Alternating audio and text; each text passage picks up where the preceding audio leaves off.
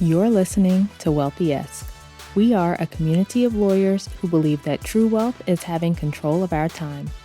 I'm Ro Thomas, and as a busy wife, mom, and former Big Law associate, I know all too well the tension between the culture of the legal profession and pretty much everything else you want to do in life.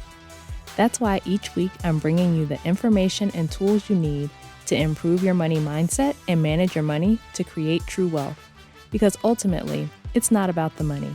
It's about the freedom and flexibility the money affords. Hey friend, welcome back to the show.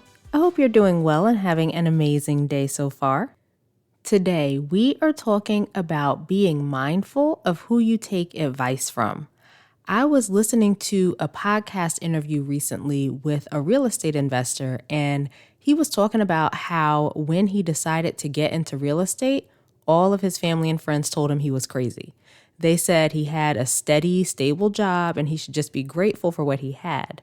But the issue was he was feeling unfulfilled and he wasn't making a lot of money and was just kind of struggling to get by, and he wanted more for his life. And he learned about people doing real estate investing, so he was interested.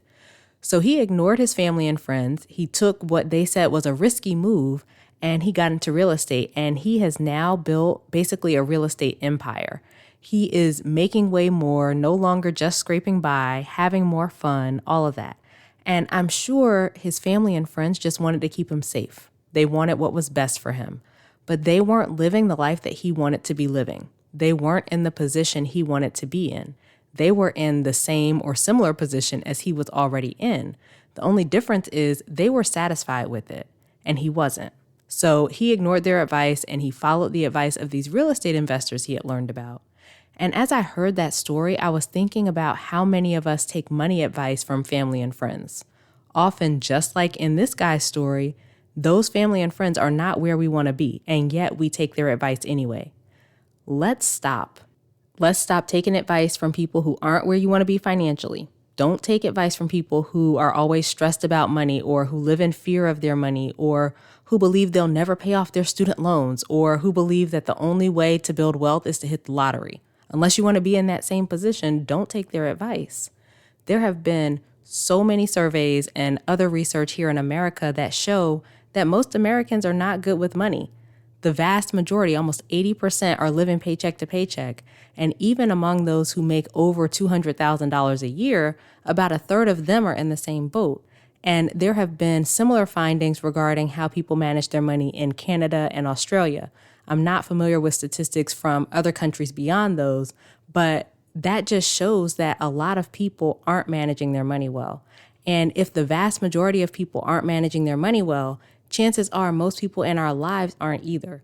Chances are the things that you see them doing won't be the best way to get where you want to go. I am very much a big believer in doing what works for you and for your personal situation. I think that we have so much intuition about what works for us and the lives that we want to lead. So even when you do get advice from someone who's where you want to be financially, I think you have to run it through the filter of whether it works for your life. When we were paying off our debt, I came across so many people who were like, just spend nothing. Don't go to restaurants. Don't go on vacation. Just put all your money toward your debt and hoard, and when you retire, then you can live, right? That doesn't make sense to me. And I know my husband definitely wasn't going for that. So we took the parts of the advice that worked for us, that fit how we wanted to live our lives.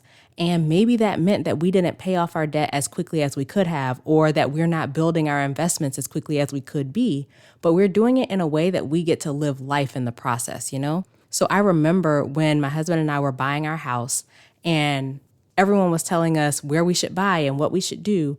And I mean, a lot of people that I used to work with, a lot of people that my husband works with, they have really nice houses. But we had these goals for our finances and for our life, and they were different from what most people do. So we wanted to have more freedom in how we lived our life and not be concerned about money all the time. And so we decided that we were going to get something that maybe wasn't as nice as what other people have, but it worked for us. And we ended up taking only a fraction of what the bank wanted to loan us. But that decision has allowed us to do so much with our finances, and it's a big part of why we paid off all of our student loans so quickly. It's a big part of why I was able to go down to 50% at my job, and why I ultimately was able to leave that job when I wanted to do something else. If we had taken people's advice and we had gotten a nicer house, all of that, then we might not have had those types of options. So that's an example of what I mean about making decisions for your life, for your goals, and not taking the advice of people who aren't where you want to be. The ultimate goal for us was to have control over our time and be able to make decisions and not have to worry about the money. And that's how this whole money journey started for us in the first place. But that's not most people's goals. Most people aren't thinking about that. And maybe down the line we'll get, the nicer house or whatever, but we wanted to make sure that we were in a really strong financial position before we did something like that. Again, that goes back to our goals and doing what works for our life. So for you, if you don't want to be in your job long term, if you want to have flexibility to do something else, if you want to be able to take time off and do something that pays less, or just want to have more options in your life, don't take advice from people who are in a job they hate and not making moves to leave. Stop taking advice from people who are comfortable to keep doing what we've always been taught to do, right? Having options like that is not the way that we're typically taught. That sounds crazy to a lot of people. So most of them aren't going to believe it's possible. That's how it was when I would try to talk to people about what we were doing. And that's okay. That doesn't mean that you can't do it. That just means that they're not the right people for you to listen to. So always be mindful about who you take your advice from. Keep your own financial goals, your own life goals in mind. If someone isn't where you want to be, don't take their advice. Everybody has an opinion. That does not mean you have to take it. Lean into the people who are doing the things that you want to be doing. Look at how you can take inspiration from what they've done and apply it in your own way. And always think about how advice that you receive fits with your own strategy for your life. And if you'd like my advice on how to manage your money better, join us in Money Mastery for Lawyers. You can get started at rothomas.com/join. All right, that is it for this week's episode. Please take a second and share this episode with a friend or two who you think would find it useful. That would help tremendously with spreading this information, helping more lawyers manage their money better, and I would greatly appreciate it. As we close out, friend, I pray that you take the information you learn here, apply it in your life, and open up to the realization that wealth is available to you. As you do that consistently, week after week, you'll continue to take steps to regain control of your time, build wealth, and live the life of freedom and choice you deserve. Talk to you later.